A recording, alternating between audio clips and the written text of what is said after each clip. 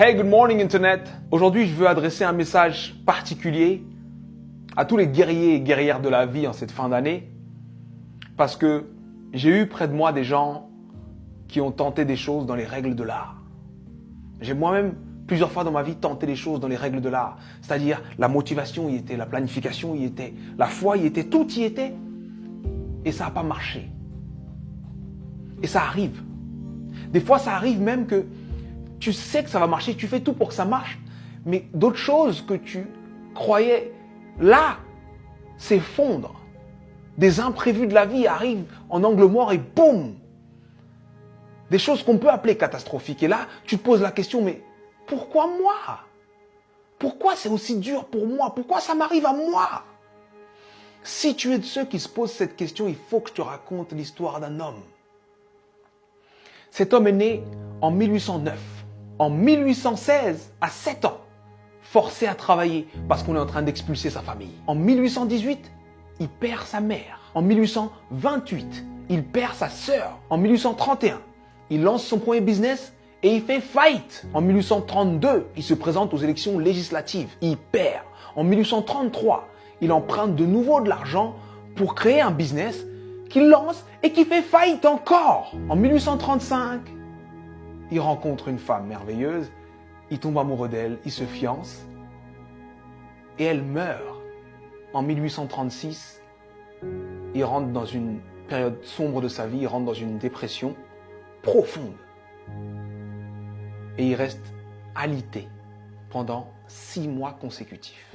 Mais il se relève. Il se relève et cette même année, 1836, il se représente aux élections législatives et il perd de nouveau. En 1840, il se présente pour être électeur. Il perd. Et en 1842, il rencontre la femme avec qui il va finir sa vie, sa femme. Il tombe amoureux, il se fiance, il se marie et elle lui donne 4 enfants.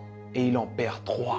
En 1843, il se présente au Congrès et il perd. En 1845, il se présente de nouveau au Congrès et il perd de nouveau. En 1850, son fils meurt. En 1854, il se présente au Sénat, il perd.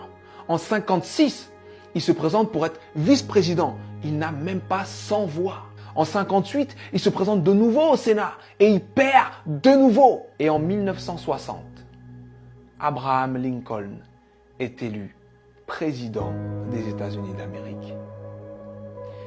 Et il fait 2 mandats exceptionnels qui font de lui l'un des présidents les plus respectés et les plus impactants de l'histoire des États-Unis.